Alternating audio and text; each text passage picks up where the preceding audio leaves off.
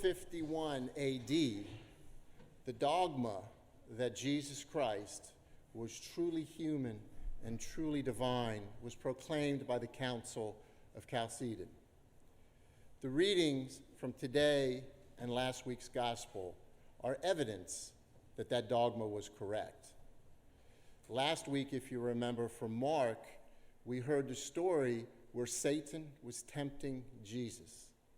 And the setting of that story was Jesus was in the desert for 40 days fasting.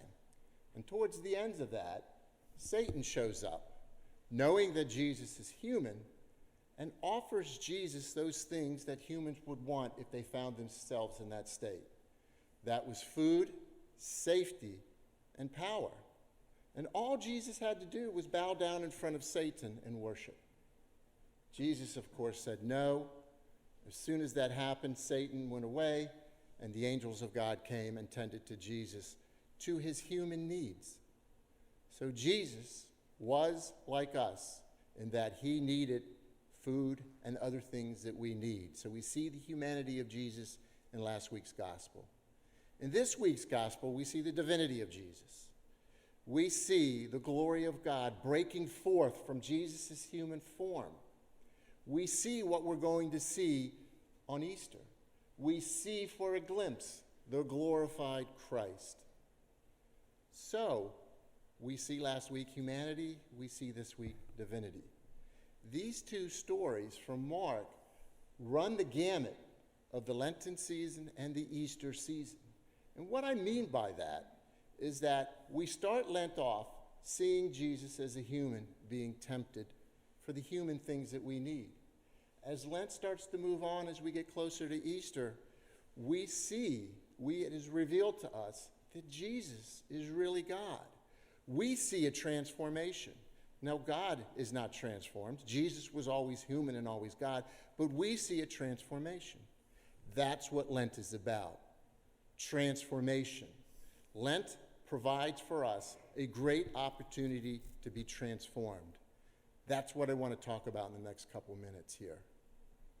As I've said many times before when I've preached, when we have encounters with God, we can and should have metanoia.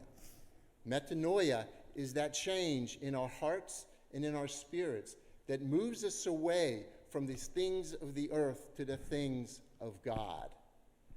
That's the change, the transformation that we can all receive during Lent.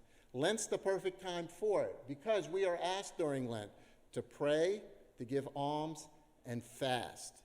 That should move us closer to God. We should be having an encounter with God during this special time of Lent.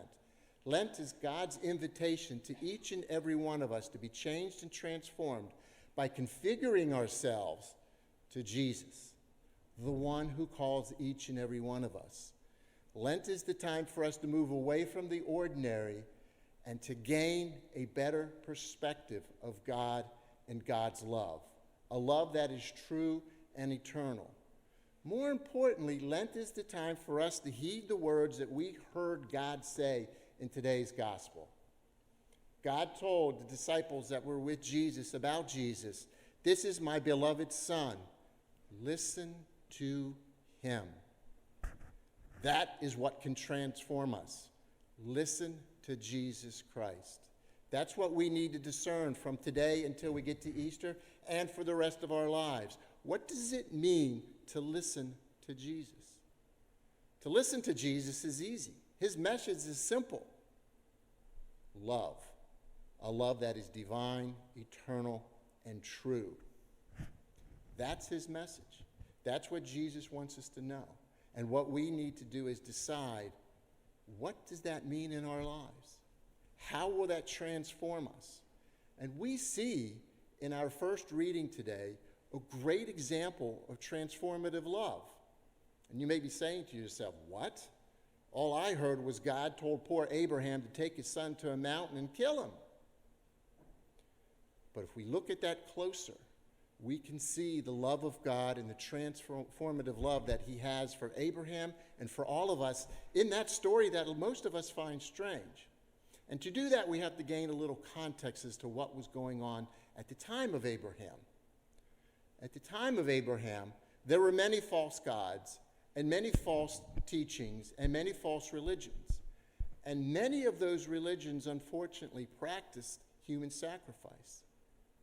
And so when God came to Abraham and said, I want you to sacrifice your son Isaac, Abraham probably wasn't happy about it, but he probably wasn't surprised because that was part of their culture. But however, the end of this story is where the difference between those false gods and our God, the true and only God, that's where that difference is manifest and transformative. For God came to Abraham and said, don't touch your son. I love you so much that I want you and every human afterwards to know I don't demand a sacrifice of humans. All I want from you is for you to love me and for you to love your neighbor. That's the transformative love of God that we see in that first reading that puzzles us. And it puzzles us because it's transformative. We look at this first reading and we hear God telling Abraham, kill your son. We immediately get our backs up and look at that in horror. That's because God stopped it. God did not allow that human sacrifice to occur. And so it's ingrained in our minds that that is wrong. People in Abraham's time might have said, wait a second, why'd you come back with your son? You said God told you to kill him. Why didn't you? They would have found it surprising that Isaac came back with Abraham. And so the transformative love of God is manifest in that reading. And it's manifest in everything that God does for each and every one of us. That love comes shining forth from that reading as it does, as the light shined forth from Jesus Christ at his transfiguration. So we need to remember in these next few days, these few weeks of Lent, that Lent is a time for transformation. We have to pick up that challenge and become transformed. We need to pray. We need to alms give. We need to fast. We need to get ourselves closer to God so we can have the metanoia, so we can have a change and realize loving God and loving neighbor is what God wants from us. And if we do that, we will have our hearts changed. We will have our spirits changed.